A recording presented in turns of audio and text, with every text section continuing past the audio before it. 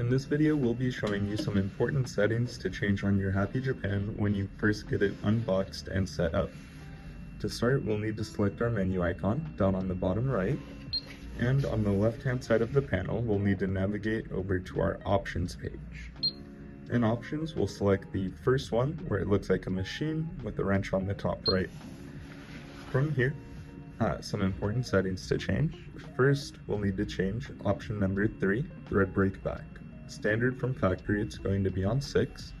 We'll click on this icon to the right of the option, and we'll change it to 25. What this will do is every time your machine has a thread break, the machine will automatically jump back 25 stitches now. So rather than leaving a gap in the embroidery, it's always going to overlap, so it'll come out looking correct. The next setting we'll change is number 6, the quick start mode. We'll change that to no.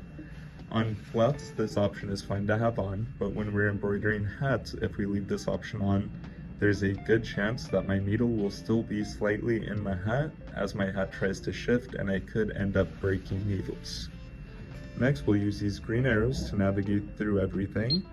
We'll want to go down 2 pages until we get to number 15, convert cap, and just make sure that convert cap says yes. From there, we can press the green arrow going backwards, and next we'll select option one more time, but this time we'll click the middle option where it looks like a design. From here, we'll notice you're on the top page to begin with.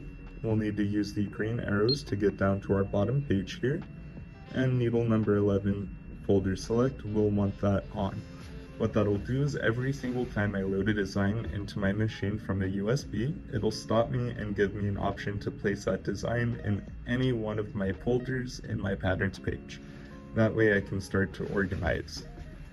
Now, for this option specifically, the folder select, we can either get to it with option and then clicking on one that looks like a flower, or if we click on read, you see number 11 here, folder select says no or off, we can click right up here, and this would be a shortcut just to get into the design setting.